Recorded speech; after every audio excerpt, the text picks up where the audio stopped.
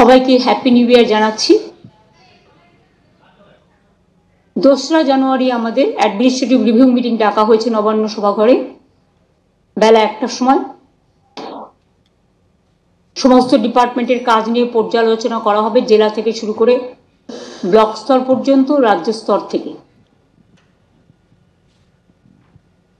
এই বছরের 30শে ডিসেম্বর আমি বেলা 1টায় আমি এতে যাব, সন্দেশখালীতে একটা পাবলিক ডিস্ট্রিবিউশনের প্রোগ্রাম নিয়েছি। কারণ ইলেকশনের আগে আমাকে অনেকে জিজ্ঞেস করেছিল, দিদি আপনি সন্দেশখালী গেলেন না? আমি বলেছিলাম আমি যাব, পরে যাব। সুতরাং সেই জন্যই আগামী 30 তারিখ বেলা 1টায় আমার অফিসিয়াল প্রোগ্রাম সন্দেশখালীতে থাকবে। এটা হচ্ছে গভর্নমেন্টের পাবলিক ডিস্ট্রিবিউশন প্রোগ্রাম। ইতিমধ্যে আপনারা জানেন যে আমরা যেগুলো আমাদের কাছে পেন্ডিং ছিল, বিভিন্ন লক্ষ্মীর ভাণ্ডার থেকে শুরু করে বাংলার বাড়ি থেকে শুরু করে আমরা অনেকটাই করতে পেরেছি। তার মধ্যেও জেলাতেও কিছু থাকে কাজ, সেগুলো প্রায় 20,000 মানুষের কাছে ওই মিটিং থেকে বিভিন্ন পরিষেবা তুলে দেওয়া হবে ক্যাম্প ওয়াইজ করে। স্টেজ থেকে আমি হয়তো বড়জোর 100 জনের হাতে তুলে দিতে পারবো। 6 তারিখে গঙ্গাসাগর যাব। আমি পৌঁছে আপনাদের প্রোগ্রামটা আগে জানিয়ে দিচ্ছি, যেহেতু আপনারা 5 তারিখে যাবেন। আমি প্রথমে যাব ভারত সেবাশ্রম সঙ্গে, কারণ কপিল মুনি আশ্রমের মহারাজ তিনি একটু বয়োজ্যেষ্ঠ, একটু বিশ্রাম নেন। আমি তার বিশ্রামে ব্যাঘাত ঘটাতে চাই না। ওরা 4টে মন্দির খোলে, কাজে আমি ভারত সেবাশ্রমটা আগে করে নেব, করে নিয়ে তারপর ওখান থেকে কপিল মুনির আশ্রম দর্শনে যাব। এবং এ ব্যাপারে আমাদের রিভিউ মিটিং হয়ে গেছে, সেটাও আপনারা জানেন। 8 তারিখে আমাদের এই কলকাতায় যে মেলাটা হয় মিলেনিয়াম পার্কের অপোজিটে, ওখানে সন্ধ্যেবেলা আমি যাব। প্লাস ওই দিন আমাদের একটা ভেসেল তৈরি হয়েছে, প্রচুর লোক যাতায়াত করতে পারে। হাওড়া থেকে বেলুড় মঠ, দক্ষিণেশ্বর এই জাহাজ যাবার জন্য আমাদের যে জলীয় বিভাগ আছে, ওয়াটার ট্রান্সপোর্ট, ইনল্যান্ড ওয়াটার ট্রান্সপোর্টের মধ্যেই একটা শাখা, সেখানে আমাদের জাহাজ কোম্পানি গভর্নমেন্টের আছে, আপনারা হয়তো জানেন। সেই জাহাজ কোম্পানি অভিনবভাবে এই ভেসেলটা তৈরি করেছে, যেটা জনগণের খুব কাজে লাগবে। ওটাও সেদিন উদ্বোধন হবে। এছাড়াও আমার কাছে রিকোয়েস্ট এসছে, আইটিসিও একটা আর্টিফিশিয়াল ইন্টেলিজেন্সের ওপরে গ্লোবাল হাব তৈরি করতে চায়। ওদের বিল্ডিং প্রায় কমপ্লিট হয়ে গেছে। আমি সময় করতে পারলে বলে দেবো, এক্ষুনি বলছি না। আইটিসির তাছাড়াও আরো 2টো প্রজেক্ট রেডি আছে, আমরা সময় মতো করে দেবো।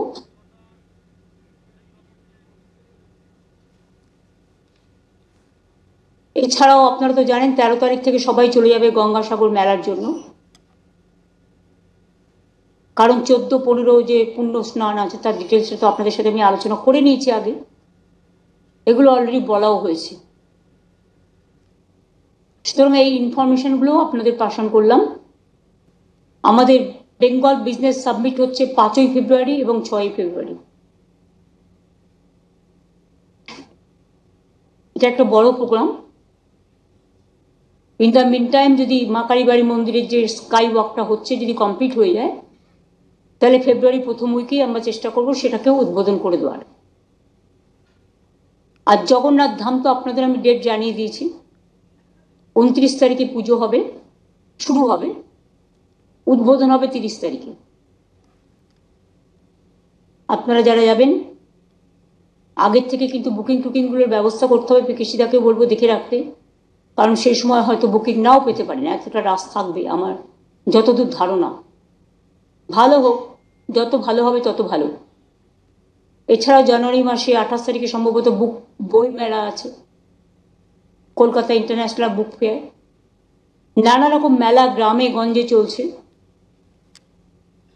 পৌষ মেলা থেকে বিভিন্ন জেলায় বই মেলা। সরস মেলা থেকে শুরু করে সেলফ হেল্প গ্রুপের নানা রকম মেলা, কৃষি মেলা, পিঠে পুলির মেলা, নানা রকম মেলা।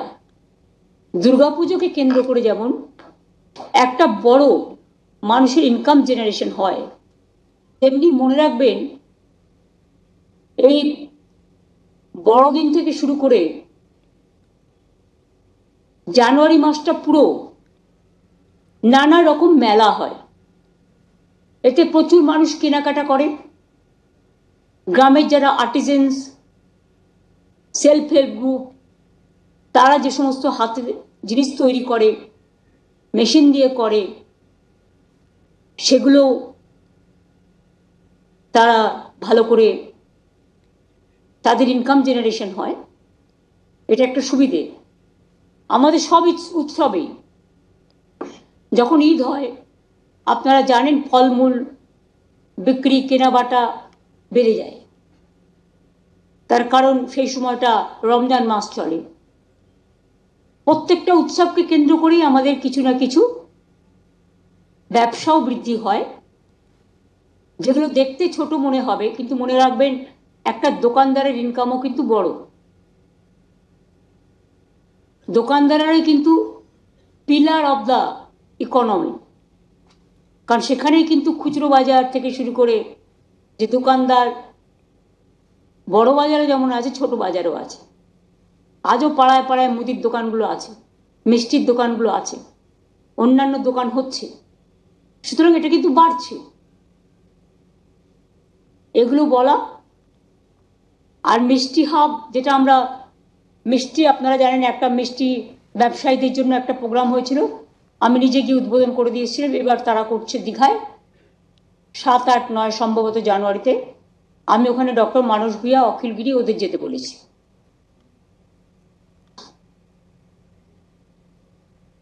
বাংলায় মিষ্টি বলুন, জয়নগরের মোয়া বলুন, নলেন গুড় বলুন, পিঠে পালো বলুন, শীতকালে এগুলো মানুষের খুব প্রিয়।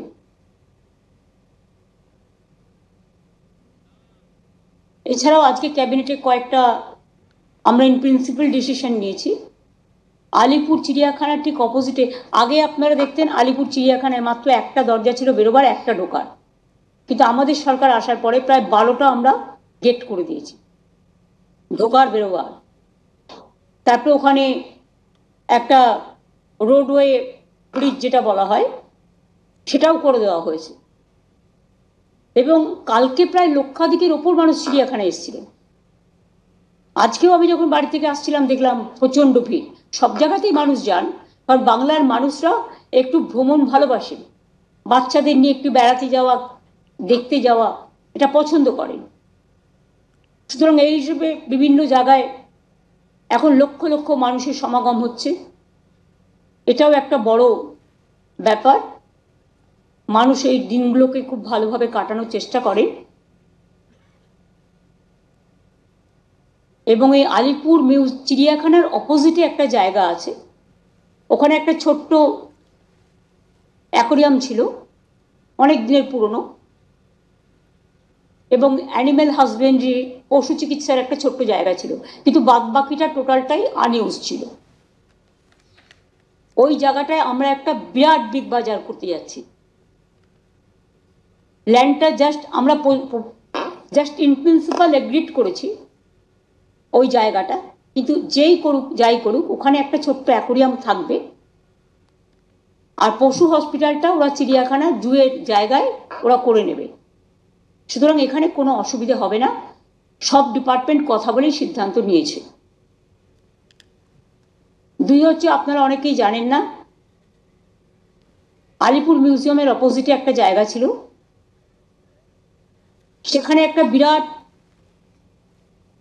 কাঠামো তৈরি হচ্ছে, যেটা লেদারের ব্যাগ, আমাদের সব লেদার ইন্ডাস্ট্রি তো বিরাট, 5 লক্ষ লোক কাজ করে, এবং সারা ভারতবর্ষে যত লেদার হাব সব কিন্তু এখানে এসে গেছেন। ফলে আমাদের লোকেরাই কিন্তু সমস্ত ব্যাগ থেকে শুরু করে, জুতো থেকে শুরু করে, চামড়ার বিভিন্ন দেশে এক্সপোর্ট করে। কিন্তু এটা তো বাংলার অনেক মানুষ পায় না হাতের কাছে, তাদের নানা রকম ব্র্যান্ডে কিনতে হয়। সেই জন্য আমরা মেয়েরা যাতে ব্যাগ পায়, ছেলেরা ব্যাগ পায়, জুতো পায়, ওই আলিপুর মিউজিয়ামের অপোজিটে যে কাঠামোটা, যে বিল্ডিংটা তৈরি হচ্ছে, ওটা আমরা অর্ধেক দেবো লেদারের জিনিস বিক্রি করার জন্য। ঘরের সামনে মানুষ পেয়ে যাবেন, মেয়েরা খুশি হবেন, ছেলেরাও খুশি হবেন। মেয়েদেরও যেমন চামড়ার জিনিস কাজে লাগে, ছেলেদেরও লাগে। আর অর্ধেকটা আমরা করব বাংলার শাড়ি, অর্থাৎ তাঁতিদের তৈরি। সব জেলা থেকেই কিছু না কিছু আসবে, যা ঘরের কাছে মানুষ পেয়ে যাবেন। সেটাও হচ্ছে। এই ধরনের অনেকগুলো জায়গাতেই অনেকগুলো জিনিস তৈরি হচ্ছে।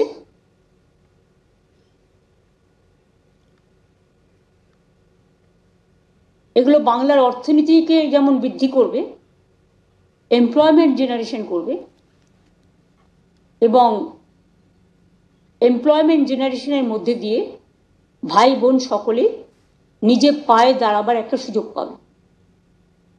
এবং তাছাড়াও আমাদের কলকাতাকে বাদ দিয়ে, ধরুন এখানে শপিং মল, বিগ বাজার সবই আছে, অন্যান্য যে জেলাগুলো আছে সব জেলার হেডকোয়ার্টারে একটা করে বড় বিগ বাজার বা শপিং মল ওই টাইপের আমরা করার চেষ্টা করছি। জমিটা আমাদের, কিন্তু টেন্ডার করা হবে, ফ্রাঞ্চাইজি করে করা হবে। জমিটা আমরা ফিতে দেবো, 1 একর করে জমি আমরা ফিতে দেবো। যিনি করবেন, আমাদের টার্গেটটা হচ্ছে 2টো ফ্লোর সেলফ হেল্প গ্রুপকে দিতে হবে। যে জেলায় লোকাল সেলফ হেল্প গ্রুপ তারা বিভিন্ন জিনিস উৎপাদন করেন, কিন্তু তারা মেলা টেলা ছাড়া সারা বছর বিক্রি করার জায়গা পান না, তাদের কথা ভেবে এটা করা হচ্ছে। অর্থাৎ 2টো ফ্লোর থাকবে সেলফ হেল্প গ্রুপের বা আর্টিজানদের জন্য জিনিসপত্র বিক্রি করার জন্য। বাদবাকি যে জায়গাটা হবে সেটা 2টো ফ্লোর হতে পারে, 3টে ফ্লোর হতে পারে। নিচে কার পার্কিং থাকবে, ওপরে একটা সিনেমা হলের ব্যবস্থা থাকবে, কারণ অনেকেই জেলায় সিনেমা দেখতে ভালোবাসে কিন্তু তাদের হল নেই। এতে আমাদের টলিউডও অনেকটা উপকৃত হবে, শিল্পীরাও হবেন। তাতে একটা কমিউনিটি হলও থাকবে, চা কফি রেস্টুরেন্টের মতোই সেগুলোও থাকবে। প্লাস তারা যে বিজনেস করতে চায় সেটা তারা করতে পারে, যেগুলো বাজার শপিং মলে পাওয়া যায়। তাহলে জেলায় জেলায় হেডকোয়ার্টারে একটা হয়ে গেলে খুব ভালো হবে। কারণ আমি এই শিক্ষাগুলো বাচ্চাদের থেকে নিই, পথ চলতে চলতে। আমার মনে আছে আমি একদিন বাঁকুড়া টাউন দিয়ে আসছিলাম, একটি ছেলে দৌড়তে দৌড়তে আমার কাছে এলো, আমার হাতে একটা কাগজ দিল। আমি কাগজটা পড়ে দেখলাম তাতে লেখা আছে, দিদি আমাদের এখানে একটা শপিং মল হবে না? তখন থেকে এটা আমার মাথায় কাজ করছে। তাই জমি আমাদের অলরেডি সিলেক্টেড হয়ে গেছে। এখন যারা করবেন তাদের জন্য বাদবাকি আইনত প্রসেস মেনেই করা হবে, যাতে জেলাতেও ইনকাম এবং মানুষের বিভিন্ন জায়গায় যাবার একটা সুযোগ ঘটে। কারণ প্রত্যেকটা জেলায় মনে রাখবেন তার নিজস্ব ভাণ্ডারে সমৃদ্ধ, নিজস্বতায় সমৃদ্ধ। এই যে বিষ্ণুপুরে যে গানের মেলা হয়, বিষ্ণুপুরে যে উৎসব হয়, ইন্দ্রনীলকে পাঠিয়েছিলাম এবার ট্যুরিজম ডেভেলপমেন্ট মিনিস্টার। একদিকে পৌষ মেলা হচ্ছে, দেখুন তো কত লোক যাচ্ছে, প্রচুর মানুষ কেনাকাটা করে, টুরিস্টরা যায়। দার্জিলিংয়ে গিয়ে দেখুন জায়গা পাবেন না, কালিম্পংও তাই, কার্শিয়াংও তাই, মিরিকও তাই, জঙ্গলেও তাই। জঙ্গল, পাহাড়, নদী, এটা নিয়ে কিন্তু বাংলা, সবটাই আমাদের বাংলায় আছে। কাজেই আমি সবাইকে বলবো, শীতকাল, রাস্তায় একটু কুয়াশা থাকে, কুয়াশার সময় নাইট ট্রাভেলটা এড়িয়ে যাওয়া ভালো।